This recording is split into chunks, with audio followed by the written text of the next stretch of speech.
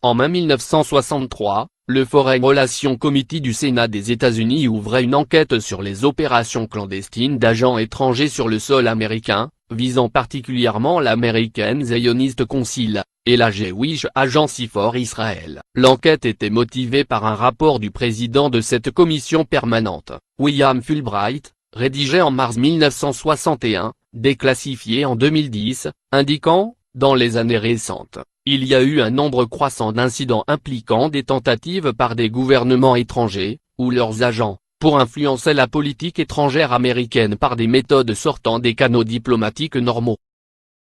En évoquant ces méthodes incluant des activités secrètes aux États-Unis et ailleurs, Fulbright faisait allusion à l'affaire Lavon, de 1953, où des Juifs égyptiens entraînés en Israël, perpétrèrent contre des cibles britanniques plusieurs attentats à la bombe destinés à être mis sur le compte des frères musulmans, et ainsi décrédibiliser Nasser aux yeux des Britanniques et des États-Unis. L'enquête du Sénat, mit à jour une activité de blanchiment d'argent par laquelle la Jewish Agency, organisme indissociable de l'État d'Israël, dont elle avait été le précurseur, faisait parvenir des dizaines de millions de dollars à l'American Zionist Council, principal lobby israélien aux États-Unis. Suite à cette enquête, le département de la justice, sous l'autorité de l'attorney général Robert Kennedy, exigea qu'en vertu de son financement par l'État d'Israël, l'American Zionist Council soit enregistré comme agent étranger, soumis aux obligations du Foreign Agent Registration Act, de 1938, qui impliquait une étroite surveillance de ses activités. Cette tentative de contrer le parasitage grandissant de la politique états-unienne par Israël recevait l'appui du président, bien entendu. À l'époque où il n'était encore qu'un jeune journaliste couvrant la conférence inaugurale des Nations Unies, John Kennedy avait été troublé par la capacité d'Israël d'acheter des politiciens, et jusqu'au président lui-même, en reconnaissant l'État d'Israël le 15 mai 1948, 10 minutes après sa proclamation officielle, contre l'avis unanime de son gouvernement. Le président Harry Truman, n'acquit pas seulement une place dans l'histoire biblique mais l'acte historique de reconnaissance de Truman, restera gravé pour toujours en lettres d'or dans les 4000 ans d'histoire du peuple juif, proclama l'ambassadeur israélien. Truman empocha également 2 millions de dollars pour relancer sa campagne de réélection. C'est pour ça que notre reconnaissance d'Israël fut si rapide, confia Kennedy à son ami romancier et essayiste Gore Vidal. En 1960, John Kennedy reçut lui-même une offre d'aide financière du lobby israélien pour sa campagne présidentielle. Il résuma ainsi à son ami journaliste Charles Bartlett, la proposition du mécène Abraham Feinberg. Nous savons que votre campagne est en difficulté. Nous sommes prêts à payer vos notes si vous nous laissez le contrôle de votre politique au Moyen-Orient. Bartlett se souvient que Kennedy se promit que, si jamais il devenait président, il allait faire quelque chose pour changer ça. En 1962 et 63, il soumit cet projet de loi pour réformer le financement des campagnes électorales du Congrès. Toutes furent combattues avec succès par les groupes d'influence qu'elles visaient. Tous les efforts du gouvernement pour limiter la corruption de la démocratie américaine par les agents d'Israël furent stoppés net par l'assassinat de Kennedy, et le remplacement de son frère à la justice par Nicolas Katzenbach. L'American Zionist Council échappa au statut d'agent étranger en se dissolvant et se renommant American Israel Public Affairs Committee, AIPAC. 10 ans plus tard, le 15 avril 1973, Fulbright constatait sur CBS, Israël contrôle le Sénat américain. La grande majorité du Sénat américain, autour de 80%, soutient complètement Israël. Israël obtient tout ce qu'il veut. L'AIPAC poursuivit les mêmes pratiques, en échappant même à toute sanction lorsque ses membres furent pris flagrant délit d'espionnage et de haute trahison. En 2005, deux responsables de l'AIPAC, Steven Rosen et Keith Weissman, furent acquittés après avoir reçu d'un membre de l'Office of Special Plan au Pentagone, Larry Franklin, des documents classés secret défense et les avoir transmis à un haut fonctionnaire d'Israël. En 2007, John Mearsheimer et Stephen Walt, démontraient dans leur livre sur le lobby pro-israélien et la politique étrangère américaine que l'AIPAC et les lobbies pro-israéliens de moindre importance étaient la principale cause de la guerre d'Irak. Et plus largement, le facteur déterminant dans la politique étrangère états-unienne au Proche-Orient. Étant donné que rien n'a changé, Il n'y a aucune raison pour que le gouvernement de Benjamin Netanyahou ne réussisse pas à obtenir également des États-Unis la destruction de l'Iran qu'elle ne cesse de réclamer. Nous, le peuple juif, nous contrôlons l'Amérique, et les Américains le savent, aurait dit le Premier ministre Ariel Sharon à son ministre des Affaires étrangères Shimon Peres le 3 octobre 2001, selon la radio israélienne Kol Israël. Son successeur Benjamin Netanyahou en fit la démonstration le 24 mai 2011 devant le Congrès américain, où il fut ovationné 29 fois par une salle debout, notamment à chacune des phrases suivantes, « En Judée et en Samarie, les Juifs ne sont pas des occupants étrangers, aucune distorsion de l'histoire ne peut nier le lien vieux de 4000 ans entre le peuple juif et la terre juive, Israël ne reviendra pas aux frontières indéfendables de 1967, Jérusalem ne doit plus jamais être divisée, Jérusalem doit rester la capitale unie d'Israël. » Si Kennedy avait vécu, l'influence d'Israël aurait très certainement été contenue sur un autre front encore, celui de l'armement nucléaire. Dès le début des années 1950, David Ben-Gourion, qui cumulait les fonctions de Premier ministre et de ministre de la Défense, avait engagé son pays dans la fabrication secrète de bombes atomiques, en détournant de son objectif le programme de coopération pacifique Atom for Peace lancé naïvement par Eisenhower. Informé par la CIA dès son entrée à la Maison-Blanche de la vocation réelle du complexe de Dimona, Kennedy fera tout son possible pour forcer Israël à y renoncer. Il exigea de Ben-Gourion des inspections régulières de Dimona, d'abord de vive voix à New York en 1961, puis par des lettres officielles de plus en plus insistantes. Dans la dernière, datée du 15 juin 1963, Kennedy exigeait une première visite immédiate suivie de visites régulières tous les 6 mois, sans quoi l'engagement et le soutien de notre gouvernement pour Israël risquent d'être sérieusement compromis. La réception de ce message fut surprenante, Ben-Gourion démissionna le 16 juin, évitant ainsi de recevoir la lettre. Dès que le nouveau Premier ministre Levi Eshkol entra en fonction, Kennedy lui adressa une lettre identique, datée du 5 juillet 1963. Il ne s'agissait pas pour Kennedy de frustrer Israël d'un pouvoir que se réservaient les États-Unis et ses alliés de l'OTAN. La démarche du président s'inscrivait dans un projet beaucoup plus ambitieux, qu'il avait annoncé dès le 25 septembre 1961, 9 mois après sa prise de fonction, devant l'Assemblée générale des Nations unies. Aujourd'hui, chaque habitant de cette planète doit contempler le jour où cette planète ne sera peut-être plus habitable. Chaque homme, femme et enfant vit sous une épée de Damoclès nucléaire accrochée à de fragiles fils qui peuvent être coupés à tout moment par accident ou erreur, ou par folie. Ces armes de guerre doivent être abolies avant qu'elles ne nous abolissent. Il est donc dans notre intention de lancer un défi à l'Union soviétique, non pas pour une course à l'armement, mais pour une course à la paix, pour avancer ensemble, pas à pas, étape par étape, jusqu'à l'accomplissement du désarmement général et complet.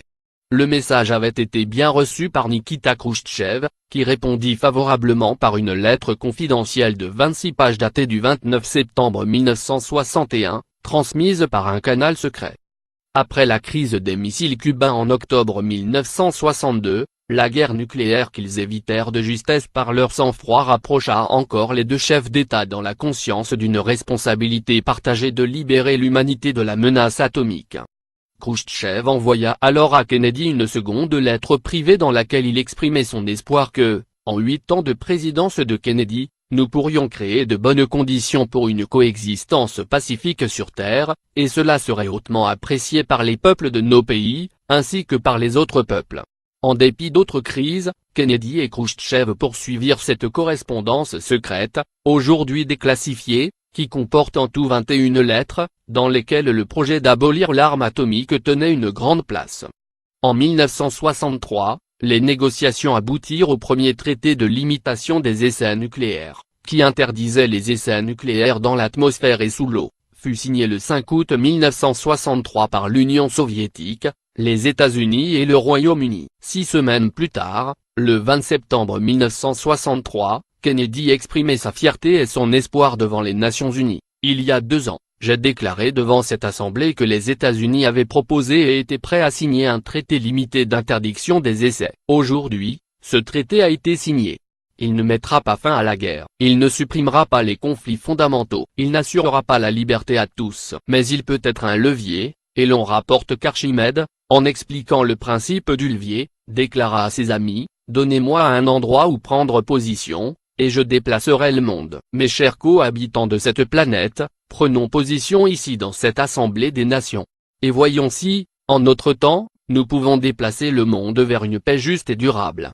Dans sa dernière lettre à Kennedy, remise à l'ambassadeur états-unien Roy Kohler mais jamais transmise à son destinataire, Khrouchtchev se montrait également fier de ce premier traité historique, qui a injecté un esprit frais dans l'atmosphère internationale. Il avançait d'autres propositions, en reprenant les termes de Kennedy, leur implémentation déblayerait la route vers le désarmement général et complet et, par conséquent, vers la délivrance des peuples de la menace de la guerre. Pour Kennedy, l'arme nucléaire était la négation de tous les efforts historiques pour civiliser la guerre en épargnant les civils.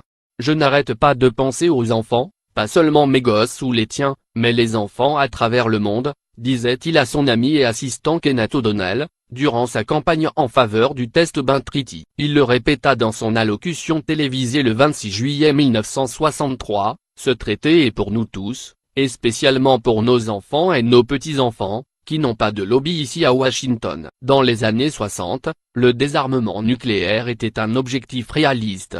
Seuls 4 pays s'étaient dotés de l'arme nucléaire. Il y avait une chance historique à saisir, et Kennedy était déterminé à ne pas la laisser passer. Je suis hanté par le sentiment que, en 1970, si nous ne réussissons pas, il y aura peut-être 10 puissances nucléaires au lieu de 4, et en 1975, 15 ou 20, dit-il durant sa conférence de presse du 21 mars 1963, de façon visionnaire. Tandis que, derrière les USA et l'URSS, tous les pays de l'OTAN et du bloc communiste faisaient un premier pas vers le désarmement nucléaire. Israël faisait secrètement bande à part, et Kennedy était décidé à l'en empêcher. La mort de Kennedy quelques mois plus tard relâcha la pression sur Israël. Johnson choisit de fermer les yeux sur les activités du complexe de Dimona.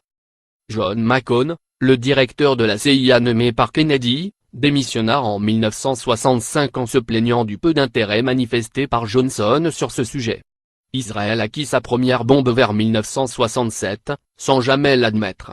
Nixon ne s'en inquiéta pas davantage que Johnson, tandis que son conseiller à la sécurité nationale Henry Kissinger exprimait en privé sa satisfaction à l'idée d'avoir en Israël une puissance nucléaire alliée. Nixon, avec qui, l'État profond entre pour ainsi dire à la Maison Blanche, joua double jeu, en même temps qu'il soutenait publiquement le traité de non-prolifération de 1968, qui n'était pas une initiative états-unienne, il adressa un message contraire à sa bureaucratie, par un National Security Decision Memorandum, top secret, NESDM 6, qui disait, il ne doit y avoir aucun effort de la part des États-Unis pour forcer d'autres pays à appliquer le traité. Ce gouvernement, dans sa posture publique doit refléter un ton optimiste, que d'autres pays signeront ou ratifieront, tout en se désolidarisant de tout projet de faire pression sur ces pays pour qu'ils signent, ou ratifient. Selon les chiffres du CIPRI, Stockholm International Peace Research Institute, pour 2011, il y a aujourd'hui à travers le monde environ 20 000 bombes nucléaires possédant en moyenne une puissance 30 fois supérieure à celle de Hiroshima, ce qui équivaut en tout à 600 000 fois Hiroshima. Parmi ces bombes, 1800 sont en état d'alerte, c'est-à-dire prêtes à être lancées en quelques minutes. Avec moins de 8 millions d'habitants, Israël est la 6e puissance nucléaire mondiale. Si on laissait faire le président, il y aurait une guerre nucléaire chaque semaine, disait Kissinger. Dès les années 1950, Nixon avait recommandé à Eisenhower l'usage de la bombe atomique en Indochine et en Corée. Il fallut attendre 1986, avec la publication dans le Sunday Times des photographies prises par le technicien israélien, Mordechai Vanunu à l'intérieur de Dimona, pour que le monde découvre qu'Israël s'était doté en secret de la bombe atomique. Après son enlèvement par les services secrets israéliens, Vanunu fut condamné pour trahison de secret d'État. Il a passé 18 ans en prison, dont 11 à l'isolement complet. Depuis sa libération en 2004, il lui est interdit de sortir du territoire et de communiquer avec l'étranger. Johnson et le USS Liberty. Kennedy n'a pas laissé à Tel Aviv le souvenir d'un ami d'Israël. Outre ses attaques contre le lobbying outrancier d'Israël et contre ses ambitions de puissance nucléaire, Kennedy s'était engagé en faveur du droit au retour des 800 000 réfugiés palestiniens expulsés de leurs quartiers et villages en 1947 et 48. Le 20 novembre 1963, sa délégation aux Nations Unies appelait à l'implémentation de la résolution 194 à cet effet. Kennedy n'eut sans doute pas le loisir de lire les réactions scandalisées d'Israël dans les journaux. 2 jours plus tard, il était mort. L'arrivée au pouvoir de Johnson fut saluée avec soulagement en Israël. Il ne fait aucun doute qu'avec l'accession de Lyndon Johnson, nous aurons davantage d'opportunités d'approcher le président directement si nous trouvons que la politique états-unienne va contre nos intérêts vitaux, estimait le journal israélien Yedioth Ahronot. Loin de rappeler à Israël son nettoyage ethnique, Johnson embrassa pleinement le mythe de la terre sans peuple pour un peuple sans terre, allant même jusqu'à comparer un jour, devant un auditoire juif, les pionniers juifs se construisant une maison dans le désert, à ses propres ancêtres colonisant le Nouveau Monde, ce qui, au fond, soulignait involontairement l'équivalence entre le déni par Israël de son nettoyage ethnique de la Palestine, et le déni par les États-Unis de leur propre histoire génocidaire. Tandis que Kennedy avait réduit l'aide à Israël, Johnson la fit passer de 40 millions à 71 millions, puis à 130 millions l'année suivante. Tandis que l'administration Kennedy n'avait autorisé que la vente de quelques batteries de missiles défensifs à Israël, sous Johnson plus de 70% de l'aide finança l'achat de matériel militaire, dont 250 tanks et 48 avions offensifs Skyhawk. L'aide militaire à Israël atteignit 92 millions en 1966, plus que le total de toutes les années précédentes cumulées. Inversement, en les privant de l'aide US, Johnson força l'Égypte et l'Algérie à se tourner vers l'URSS pour maintenir ses défenses à niveau. En juin 1967, Johnson donna à Israël un feu orange pour sa guerre prétendument préventive contre l'Égypte, par une lettre du 3 juin où il assurait le Premier ministre israélien, Levi Eshkol, vouloir protéger l'intégrité territoriale d'Israël et fournir un soutien américain aussi efficace que possible pour préserver la paix et la liberté de votre nation et de la région. À la mort de Kennedy, le deuil fut profond dans le monde arabe, où son portrait ornait de nombreux foyers. Désormais, De Gaulle est le seul chef d'État occidental sur l'amitié, de qui les Arabes peuvent compter, dira Abdul Gamal Nasser. Tout en réduisant l'aide à Israël, Kennedy avait fourni généreusement du grain à l'Égypte dans le cadre du programme Food for Peace. La brève présidence de Kennedy n'aura été, pour l'Égypte, qu'une parenthèse enchantée, un rêve trop vite brisé. Sous Eisenhower, en 1954, l'Égypte avait été la cible d'actes terroristes sous fausse bannière perpétrés par Israël, dans le but de briser la confiance de l'Occident dans le régime égyptien existant, et d'empêcher l'aide économique et militaire de l'Occident vers l'Égypte, selon les mots mêmes du chef du renseignement militaire, Amman, Benjamin Gively, dans un télégramme secret aujourd'hui déclassifié. La détonation accidentelle d'un des engins explosifs permit de démasquer le complot, déclenchant le scandale de l'affaire Lavon, du nom du ministre de la Défense Pinal Lavon, tenu responsable. Scandale vite étouffé en Israël et aux États-Unis. Le Premier ministre Moshe Charette, qui prônait un sionisme modéré respectueux des règles internationales, constata à cette époque, mais en privé, la montée irrésistible des extrémistes, parmi lesquels il incluait le futur président Shimon Peres, qui veut terroriser l'Occident pour l'amener à soutenir les buts d'Israël, et qui élève le terrorisme au niveau d'un principe sacré. La mort de Kennedy désinhiba à nouveau ce terrorisme machiavélique dont Israël s'est fait une spécialité. 2 jours avant la fin de la guerre des 6 jours, l'armée israélienne lançait contre le navire USS Liberty la plus fameuse et la plus calamiteuse de ses agressions sous fausse bannière. Par la journée ensoleillée du 8 juin 1967, 3 bombardiers Mirage banalisés et 3 bateaux torpilleurs portant pavillon israélien bombardèrent, mitrailleurs et torpillèrent durant 75 minutes ce navire de la NSA, National Security Agency, non armé, stationné en eau internationale et facilement reconnaissable, avec l'intention évidente de ne laisser aucun survivant, mitraillant même les canaux de sauvetage. Ils ne cessèrent qu'à l'approche d'un navire soviétique, après avoir tué 34 membres de l'équipage, pour la plupart ingénieurs, techniciens et traducteurs.